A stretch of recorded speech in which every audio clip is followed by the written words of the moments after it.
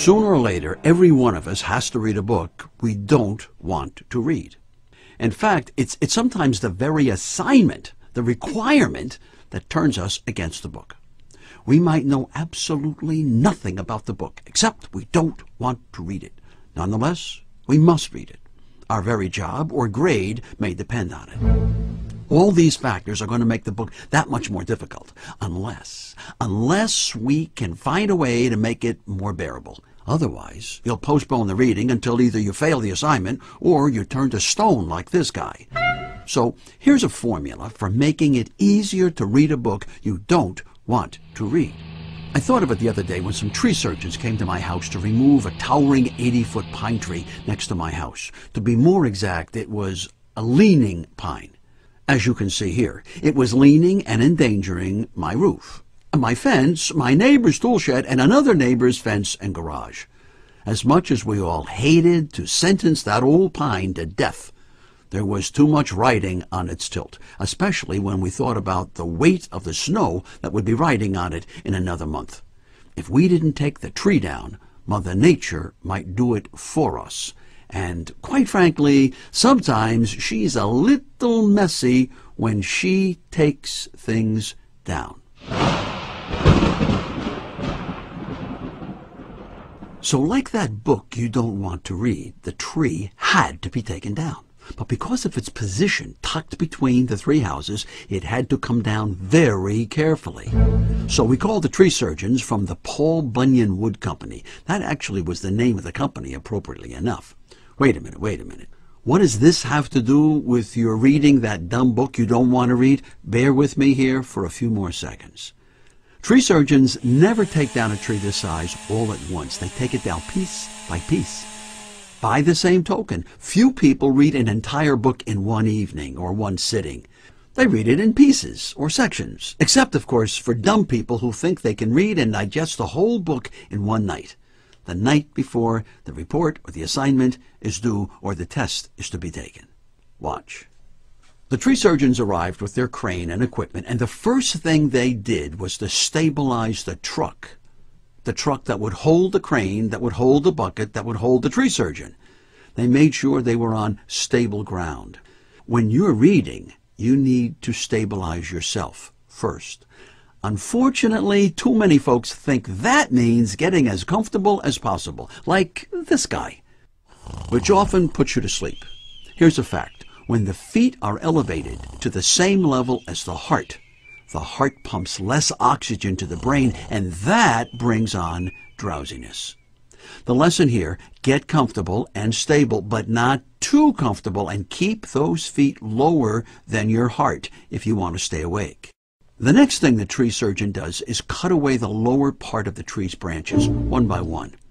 Basically, what he's going to do is break the tree into sections and bring it down section by section. And that's the approach you can take with a book that you don't want to read. Read a chapter today, another tomorrow, and then the day after. If the chapters are long, break the 200 pages into 5-page, 10-page sections. In less than a month, you'll have it read. See that bucket the tree guy is using to maneuver in and around the pine tree? That's a whole lot safer and easier than the old climbing boots they had to use when they were climbing the tree. And just as the mobile bucket makes the job easier, the job of reading the book is made a whole lot easier by the fact that it too is entirely mobile or portable. It's like an iPod, a cell phone. You can bring it with you wherever you think there'll be some downtime. We all get 24 hours every day, regardless of our age or our job. One of the big differences in people is that some people get the most out of their 24 hours while others waste huge chunks of it, and then they wonder why they're so far behind. A book really is a kind of vehicle. It'll go as fast or as slow as you, the reader, want. It gets some of its energy from the author, but even more from you, the reader. Without the reader, the book isn't going to get read, no matter how talented the author. With the tree being sliced into small pieces and then lowered to the ground, there's no danger of it landing on the buildings or the fences, as long as the surgeon is careful to secure the pieces he's cutting.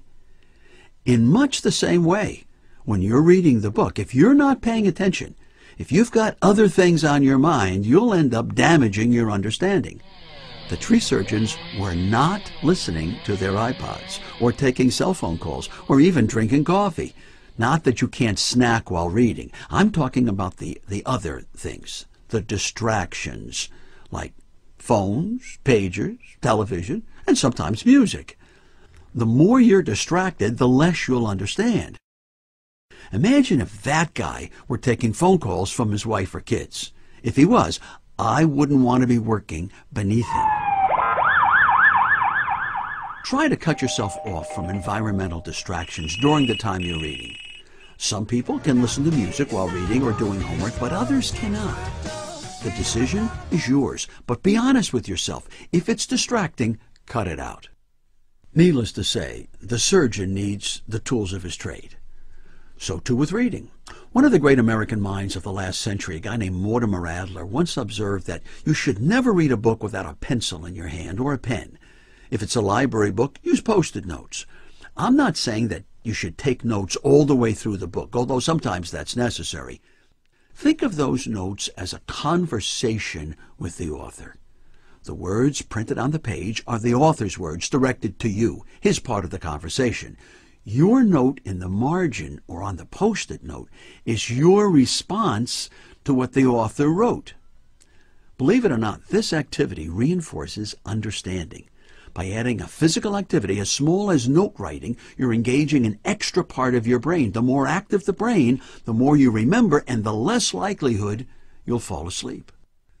That note-taking helps you digest the reading, much the way the tree surgeons take those branches they've trimmed and feed them into a wood chipper device that turns it all to sawdust and chips. The more you think about whatever you read, the better you can turn it into memory and ideas. When the surgeon was on the lower branches, he couldn't see much of the surrounding area, could he? But the higher he climbed, the more he saw. The same thing happens in a book. We're often confused in the early pages or chapters, not always sure of who's who and what's what, but the more we read, the more the plot and the characters come into focus. Just as the tree guy can't expect instant results, the reader shouldn't expect to understand the whole book by chapter 2. After all, a good author wants to keep you in some suspense. One of the best lifetime habits you can develop is reading in bed.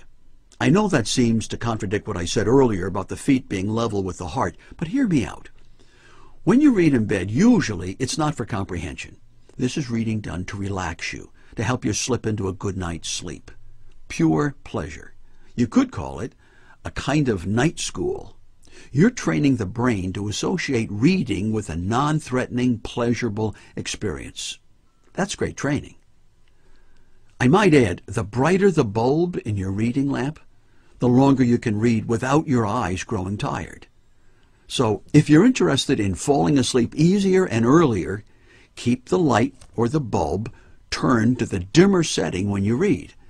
Out of bed, the brighter the bulb, the less work your eye muscles have to do and the less tired they get. Simple. In summary, when you've got a book to read you don't want to read, approach it like that old leaning pine tree.